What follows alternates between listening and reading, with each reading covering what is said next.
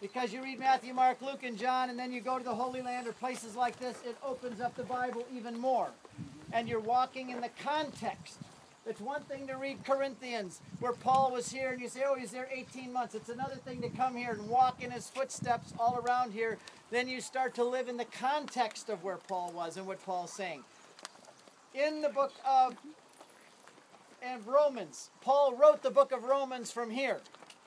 It says in the last chapter, I, Tertius, wrote this book, this letter. I thought Paul wrote it. But it says, I, Tertius, wrote this letter. Paul used an amanuensis, which is a scribe. You can imagine him standing up there in the city somewhere or in his room, just talking and pacing, and his beard just wagging as he's pacing, and his mind is like Dr. Hans going off in 6 directions. And his tie and his beard is wagging, and this poor guy with a quill and ink is saying, slow down, I'm trying to get this all right for you, see, in Greek. And Paul at the end, writing a letter to the Romans, deeply theological, so you know what he's thinking about while he's here. All about the Jews and how they're going to be brought, their plan in the kingdom of God, the Jews, and all about salvation. And oh, it's just a marvelous theological document. He wrote that while he was here. And at the end, people here are greeting people in Rome. Because they didn't have Facebook and Twitter to say, so you wanted somebody to get a message, you'd say, Paul, please say hello to somebody for me there. Well, Erastus was one of them. In the last chapter of 1 Corinthians, it says, Gaius greets you. He is my host. So in other words, somewhere here was a house of Gaius, a big house, a wealthy man, probably where the church was on Sunday morning in his home. And he greets you, Romans. And Erastus, the city treasurer, greets you. That's the name Erastus in Greek right there. This was a big theater. And when they built the theater, Erastus, with his own money, built a road coming down here in front.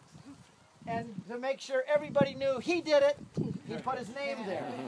He's the sponsor. And he said this was in honor of me being your treasurer, your city employee.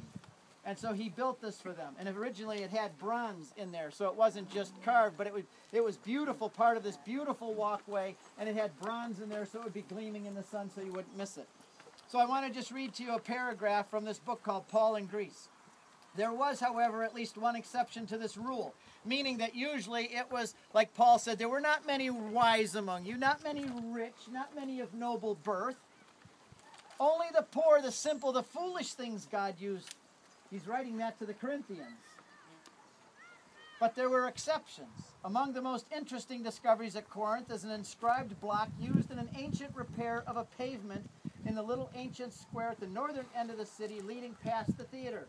The letters are deeply hollowed out and once were filled with bronze and fastened in place with lead. They read, Erastus, I'm not going to try and read the Latin. Erastus, in return for his aedileship, or his job as being the treasurer, laid this pavement at his own expense.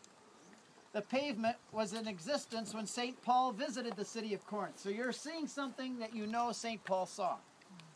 In his letter of recommendation for Phoebe, a deaconess of the church of Cenchrea, the apostle included Erastus, the city treasurer, Romans 16:23, in the list of people sending their greetings. The Greek word oikonomos, which Paul uses, as it appears in the Greek text, is the equivalent of the Latin aedilis.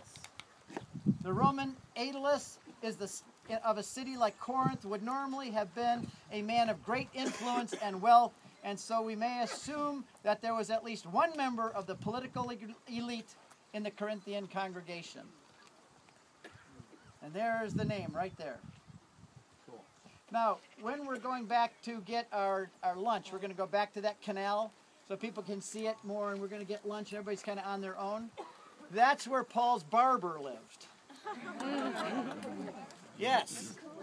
You remember, it says that when he left here to go back to Jerusalem, he had made a vow. And one of the conditions of the Nazirite vow is you had to shave your head.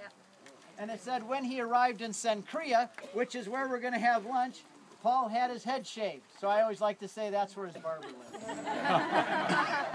So that's where Paul got a haircut. But take pictures of this, and I think we ought to just